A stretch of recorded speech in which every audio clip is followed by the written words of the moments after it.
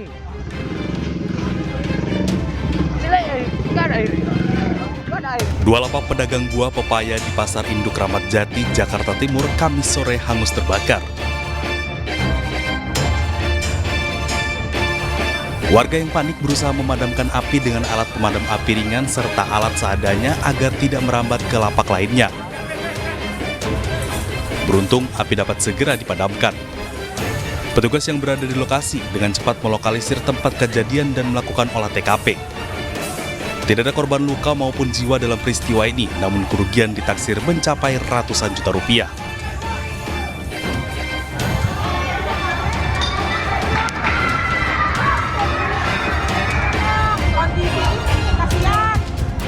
Sementara itu, Kamis sore, kepulan asap tebal menyelimuti unit di lantai 2 Tower E2, Rumah Susun Penggilingan Cakung, Jakarta Timur. 10 unit mobil pemadam dengan 40 petugas Gul Karmat dikerahkan ke lokasi kebakaran. Petugas damkar yang tiba di lokasi langsung melakukan pemadaman api yang sudah merambat dan meluluhlantahkan seisi rumah.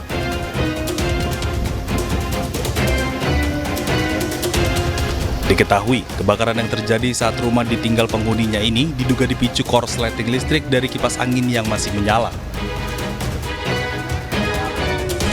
Akibat peristiwa ini, seorang warga dilarikan tim medis ke rumah sakit setelah tak sadarkan diri saat mengeluarkan barang-barang dari lantai 2.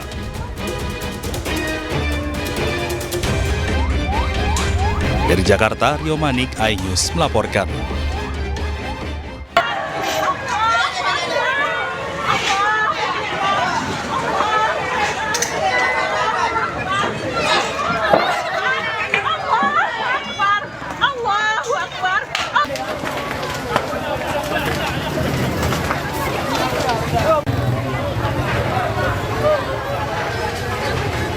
10 rumah pertokoan hangus terbakar di Desa Krueng Panyang, Kecamatan Kuta Makmur, Kabupaten Aceh Utara. Suasana panik menyelimuti korban dan warga sekitar yang mencoba menyelamatkan diri serta harta benda mereka dari amukan si jago merah. Sumber api diduga berasal dari satu unit genset. Akibatnya, 8 unit ruko berkonstruksikan kayu hangus terbakar, sementara 2 unit ruko berkonstruksikan permanen masih terselamatkan. Dugaan api berasal dari genset. Ini masih dugaan, Pak. Masih dugaan api berasal dari genset. Saat ini yang sudah terdata jumlah daripada kakak yang terdampak dari kebakaran ini sebanyak 10 kakak dengan jumlah jiwa sementara yang terdata 34 jiwa. Berapa ruko yang terbakar? Sekitar 10 ruko. 7 unit mobil damkar diturunkan untuk memadamkan api. Para korban sementara diungsikan di musola setempat karena tempat tinggal yang hangus terbakar. Dari Aceh, Muhammad Jafar Yusuf, iNews melaporkan. Untuk pertama kalinya, produser dan sutradara film Vina sebelum 7 hari diperiksa sebagai saksi terkait kasus pembunuhan Vina dan Eki. Usai diperiksa selama hampir 8 jam, Anggi Umbara keluar dari gedung Direktorat Reserse Kriminal Umum Polda Jawa Barat. Sedikitnya ada 20 pertanyaan yang dilontarkan oleh penyidik kepada Anggi. Dirinya berharap usai digelarnya pemeriksaan kali ini, kasus pembunuhan Vina dan Eki di Cirebon 2016 silam dapat menemukan titik terang.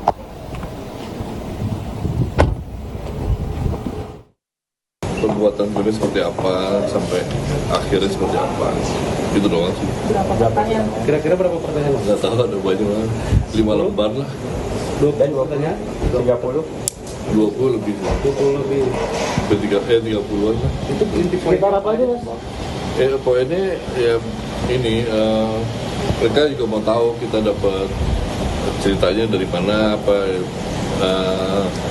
dari versi yang mana, apa segala macam. Terus ya detail-detail pembuatan filmnya. Oh, lebih ke detail filmnya. Pembuatan filmnya seperti apa, terus ya udah sih kita ceritain aja semuanya begitu. Kalau untuk produser ditanya apa? Beda. Dia produser beda penyidik sih. Tapi kayak kalau produser mungkin lebih ke formalitasnya, administrasi segala macam. Kalau saya kan lebih ke kreatifnya gitu kan. Dan karena tadi juga dikasih lihat ada yang CCTV tuh, kan ternyata bukan CCTV gitu, ternyata emang kita lagi syuting direkam gitu. Nah itu yang dijadiin CCTV, jadi hoax lah gitu, disebar CCTV. Yang saya konfirmasi, oh ini yang kita lagi syuting, ini juga syuting dikasih.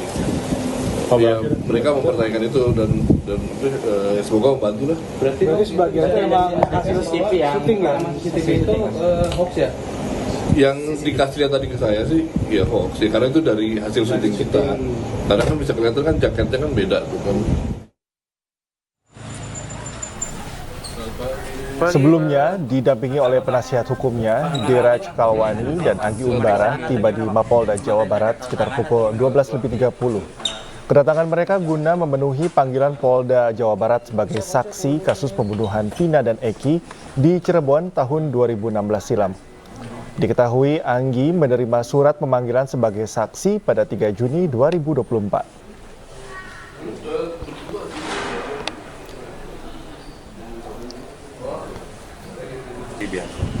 Ini pertama atau seperti apa? Kuasa hukum Peggy, Mohtar Effendi, mendatangi gedung Direktorat Reserse Kriminal Umum Polda Jawa Barat pada Kamis sore. Kedatangan kuasa hukum Peggy alias Perong ini bertujuan meminta berkas salinan perkara yang sedang disusun oleh petugas Ditreskrimum. Tak hanya itu, dirinya juga mengajukan penangguhan penahanan terhadap Peggy Setiawan.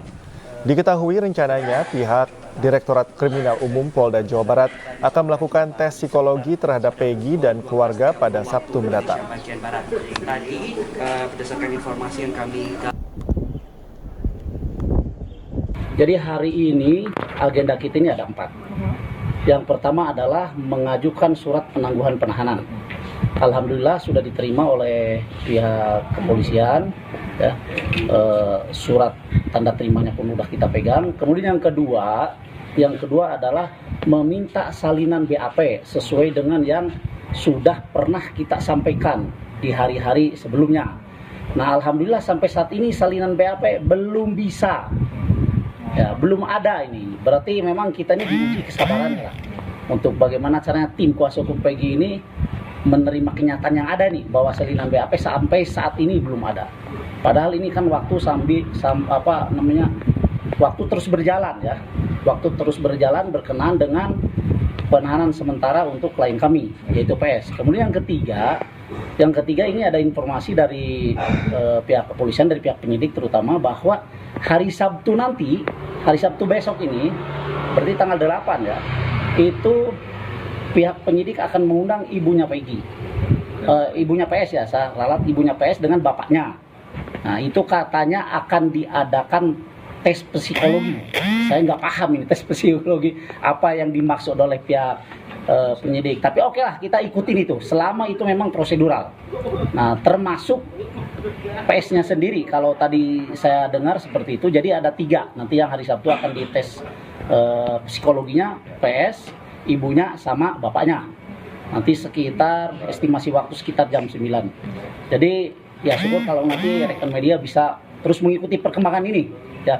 Kemudian yang keempat, hari ini sebetulnya kami mau bertemu dengan PS karena kebetulan ini kan hari Kamis. Hari Kamis ini adalah jadwal besuk untuk para tahanan. Kan itu ya. Apa tujuannya kami mau ketemu PS? Untuk mengklarifikasi tentang berita yang beredar sekarang, bahwa katanya kalau rekan-rekan lihat di stasiun TV itu ada perdebatan ya antara bapaknya PS ya, tentang ada 2 orang yang datang ke PS. Sejak 3 minggu kasus pembunuhan disertai pemerkosaan sejoli Vina dan Eki mencuat, keluarga Vina nyaris tak berkomunikasi dengan keluarga Eki. Hal itu diungkapkan Marliana, kakak Vina, di rumahnya di Kelurahan Kesenden, Kota Cirebon, Jawa Barat.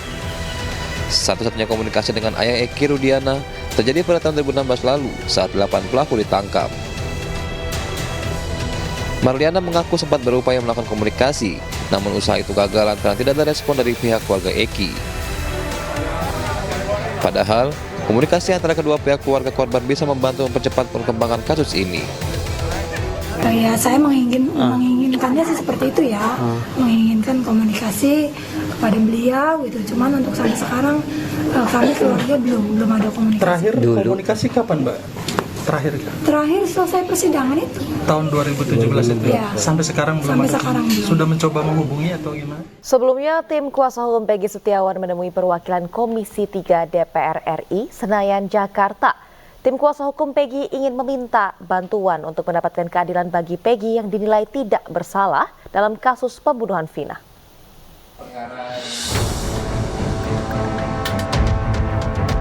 Tim kuasa hukum Peggy Setiawan tersangka kasus pembunuhan Vina dan Eki Cirebon menemui perwakilan Komisi 3 DPR RI Senayan, Jakarta. Mereka ingin meminta bantuan Komisi Hukum untuk mendapatkan keadilan bagi Peggy yang dinilai tidak bersalah dalam kasus pembunuhan 8 tahun lalu. Dalam hal ini, Mayor TNI CHK Purnawirawan Marwan Iswandi selaku kuasa hukum Peggy Setiawan mengatakan pihaknya meminta DPR memanggil Kapolri Listio Sigit Prabowo untuk menjelaskan permasalahan perkara kasus Vina. Kurang terhadap begitu care terhadap perkara ini Peggy ini. Sementara di satu sisi saya lihat kasus ini banyak pelanggaran hukum karena ketidakprofesionalan dari penyidik. Kenapa saya bilang ketidakprofesionalan dari penyidik? Contoh saya bilang, waktu kejadian perkara tanggal 27 Agustus 2016, saya tanya kepada ibunya si Peggy Setiawan ini, Bu, ada nggak kepolisian datang? Ada, 1 kali. Setelah itu tidak pernah datang lagi, baru sekarang ini datang. Sementara ini kan khusus pembunuhan loh. Kalau memang yang melakukan Peggy Setiawan, tetapi kalau menurut keterangan dari putusan pengadilan, yang melakukan tersebut adalah Peggy alias Peron, bukan Peggy yang kami bela sekarang. Kendati demikian, Wakil Ketua Komisi 3 Habibur Rahman menyebutkan DPR hanya bertugas mengawasi kinerja pihak kepolisian tanpa bisa mengintervensi proses hukum yang berjalan. Kami tidak bisa mengintervensi ya yang namanya penegakan hukum, tapi kami hanya mengawasi ya, termasuk hal ini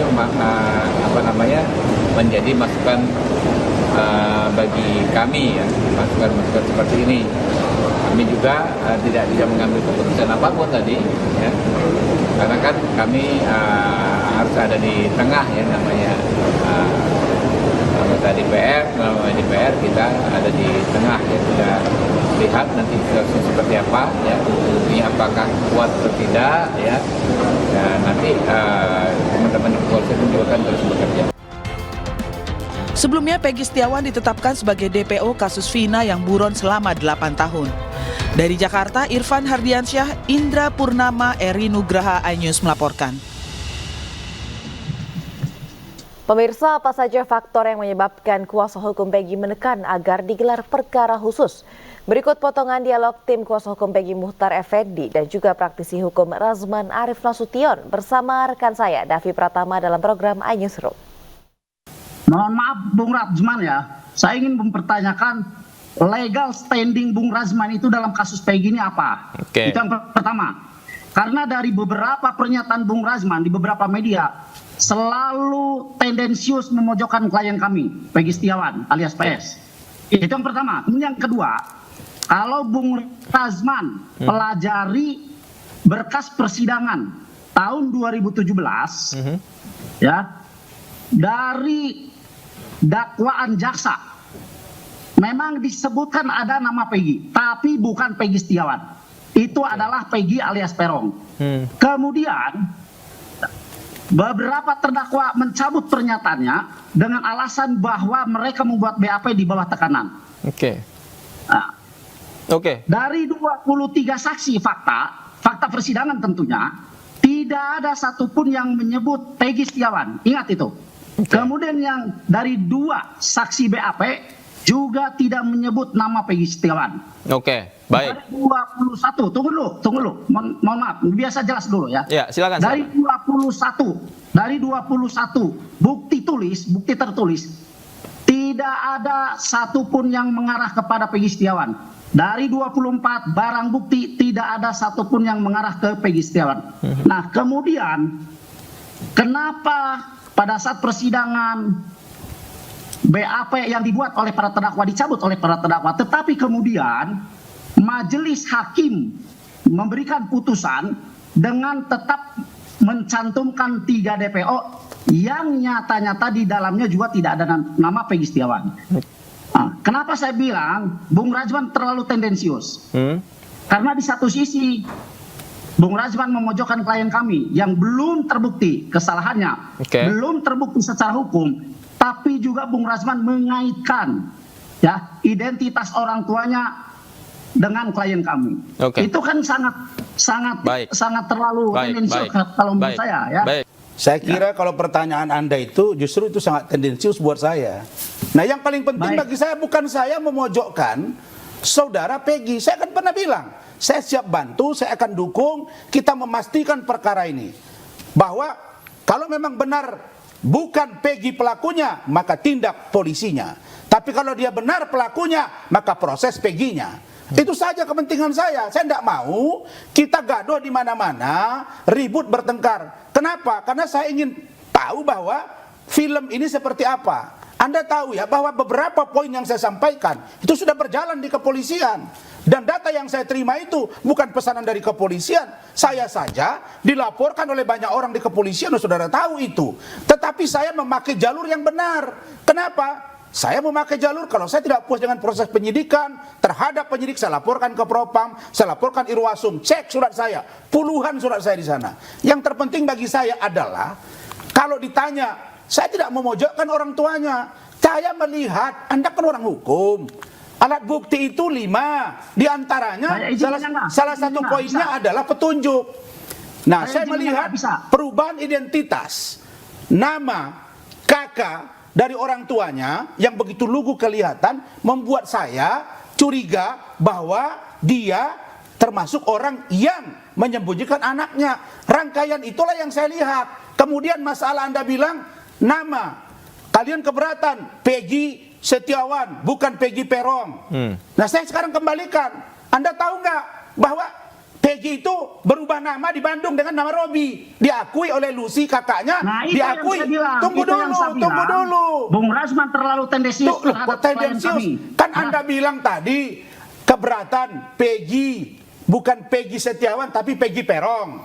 Nah, sekarang saya tanya, di Bandung itu nama Peggy itu berubah menjadi Robi. Kenapa Anda tidak keberatan dengan itu?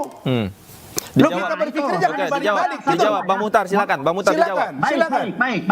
Baik. Iya. Nah, kenapa saya menanyakan legal standing Bung Rajwan? Di media, Bung Rajwan menyampaikan sebagai PH-nya Yosi Ahdian. Ya. Saya tahu itu. Nah, yang jadi pertanyaannya, Yosi Ahdian itu kan memang PH daripada orang tua Eki dengan orang tua Vina. Berarti benar ya dia pengacaranya, benar ya? Benar PH-nya ya? Tunggu dulu, saya juga nggak nyangka tadi. Ya, dipercepat, Bang Muhtar, silakan. Bukan saya sanggah, memastikan aja Bapak. Nah, ini 2016 Yosi Ahdian itu adalah PH daripada orang tua almarhum Eki dan orang tua almarhumah Vina. Baik. Pak, kasus ini sudah selesai dengan diadakannya atau diterbitkannya putusan hakim atau putusan pengadilan. Aksi mendesak revisi peraturan KPU oleh ratusan mahasiswa Papua di Jakarta juga berlangsung ricuh. Kericuhan dipicu lantaran masa kesal tidak bisa berorasi di depan kantor KPU.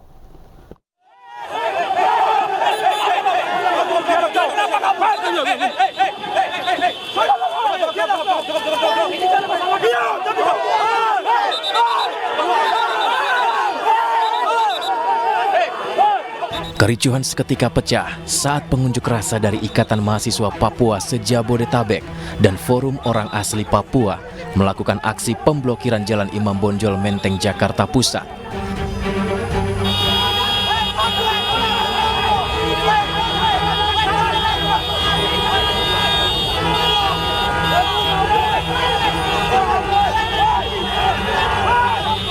Seluruh pengendara roda 2 dan 4 termasuk bus Transjakarta yang akan melintas harus tertahan karena diblokade massa.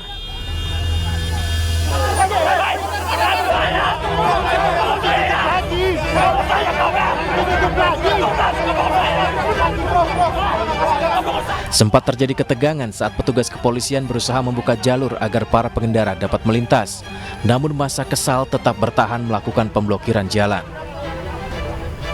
Aksi ini dilakukan sebagai bentuk desakan mahasiswa dan pemuda Papua terhadap KPU agar segera merevisi peraturan KPU tentang pencalonan kepala daerah.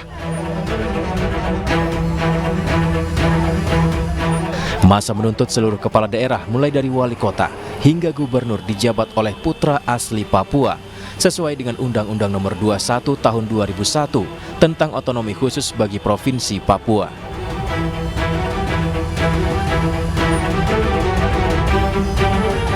Kami hari di tempat ini meminta kepada KPU untuk mengeluarkan regulasi terkait dengan proteksi hak orang asli Papua di dalam pilkada nanti.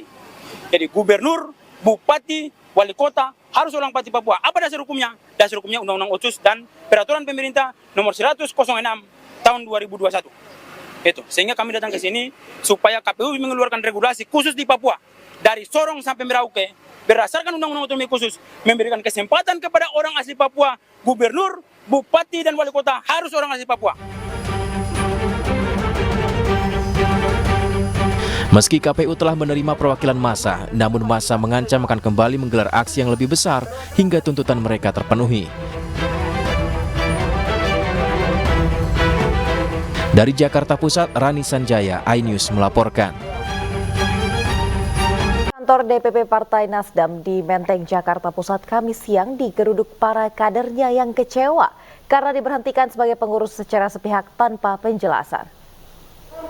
Sejumlah kader partai mantan pengurus DPD Nasdem Konawe, Sulawesi Utara berunjuk rasa dan berorasi di kantor DPP Partai Nasdem di kawasan Menteng, Jakarta Pusat. Aksi ini bentuk kekesalan dan kekecewaan mereka usai diberhentikan tanpa alasan yang jelas sebagai pengurus DPD Nasdem Konawe.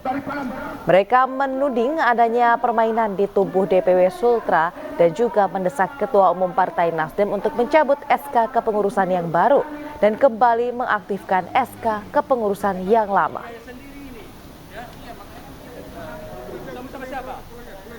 Karena pergantian kemarin yang tidak prosedural, yang kami anggap pengurus-pengurus yang baru ini adalah orang-orang yang bukan kader, bahkan ada pengurus yang masih sebagai pengurus partai lain. Inilah yang menjadi kami datang ingin menyampaikan aspirasi unek-unek kami, keluhan-keluhan kepada orang tua kami, pada kakak Surya Paloh yang kami cintai. Mudah-mudahan pada sore hari ini kakak Surya Paloh mendengar dan menyahut.